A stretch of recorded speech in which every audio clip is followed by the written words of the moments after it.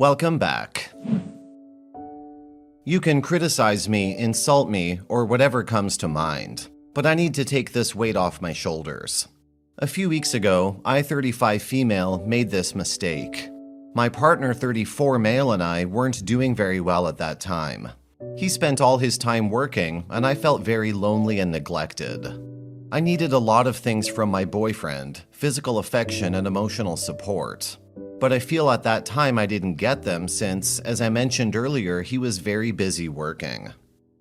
One day, I was alone, and to spend the day, I went to visit a friend at his house.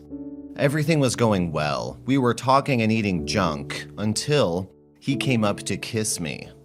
So many thoughts were going through my mind all at once, about my partner and that I should be faithful to him.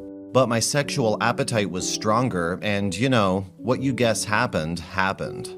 After that, I went home and lost all contact with him. I was not going to let myself be tempted again. So I started avoiding other men except my partner.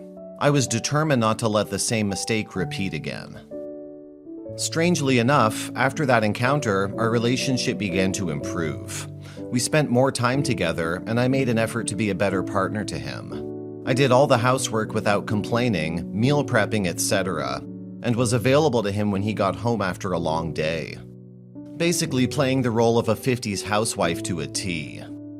Then one day, while out grocery shopping, I ran into the friend.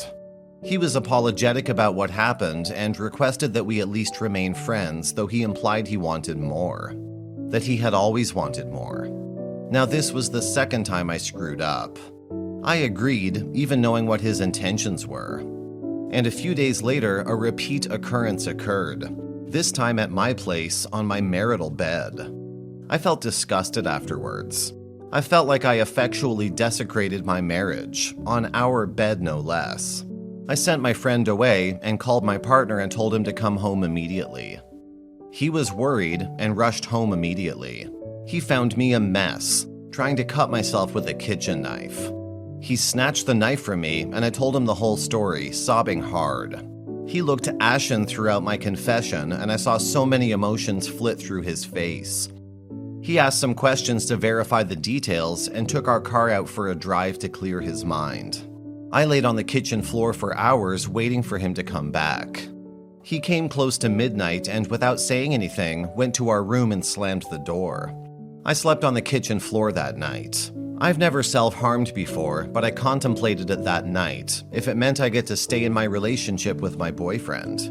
But he had other plans. The next day, he went out without so much as a good morning. He never returned my calls nor replied to my messages. I spent the day a wreck. At about 10 on, he came in, but not alone, with a drunk young woman and went into our room. He didn't talk to me nor acknowledge me in any way, even when I tried to talk to him. He spent the night with the woman inside our room, on our bed, and all I could do was sob from the outside listening to what they were doing. It's been over a week, and every day it's been the same. Each day he would bring a different woman and desecrate our bed. He hasn't spoken a word to me in the whole week. I know what I did. Deserves no forgiveness, nor do I seek to play the victim in the face of the situation. I am guilty. I know it very well, but I do not deserve this. This is breaking me. I feel I'm going insane. Please help me out. What do I do? How do I get him to understand that I'm a human being with feelings too? Update. Hello, so I did receive a lot of tough love. I guess. Here's what went down. Yesterday, when he brought his new hoe home, I intercepted them before they sneaked off to the bedroom. I demanded we talk, that this is no way to treat me despite what I did. Things got heated, and the gist is basically he said I can do whatever. I can go wherever, that he won't give a flying fudge. So yeah, we're over. I'm packing. Hopefully I'll be out before he brings his new hoe over tonight. Comments. Girl, you dodged a bullet there. He's a cold-hearted bee-slang. I mean, yes, what you did is wrong. There's no mistake about that. But his reaction is to desecrate your relationship with daily hookups? That's not a man I would touch with a 10-foot pole. No thanks. The important thing is that you did not justify that mistake, so it is forgiven. especially when you sought to amend it even when he had not found out yet. You came clean, you bared your soul. However, he failed to prove that he really loves you by forgiving you even knowing what you did. He failed at that. Sometimes our worst mistakes could be blessings in disguise. Consider this as such and move on. Story 2. A year ago, I was in a difficult mental state. My relationship with my boyfriend of 3 years had its challenges, but I believed it was just a temporary rough patch. Things started to improve, and I felt genuinely happy again. One day, my boyfriend was not at home, but I went to hang out with his roommate, who's also a close friend. We were playing a drinking game, and during that time, his roommate confessed to having feelings for me for a long time. After that point, my memory becomes blurry, and I can't recall exactly what happened. However, I am certain that something inappropriate occurred between us. I don't have the courage to confront him and ask for details about that night. The next morning, I don't remember my exact actions, but I do recall feeling a deep sense of self-disgust instead of sadness. I lost my appetite. I felt physically weak to the point that I couldn't stand. Despite the intense emotions, I chose to tell my boyfriend everything because I love him and I didn't want to deceive him. He asked for a couple of days to think, and after 2 days of silence, he requested that I come over. He had packed my belongings from his apartment. We cried, attempted to laugh since we were best friends, but the pain was too overwhelming for lightheartedness. It has been a year, and every night I still feel nauseous. I used to be someone who volunteered on weekends, helped friends unconditionally, and supported my family in any way possible. I always believed I was a good person. Now, regardless of my actions, I'm fully aware that I am a terrible person. I despise myself, and I believe I deserve this self-hatred. There are nights when I go to bed without wanting to wake up, convinced that the world would be better off without me.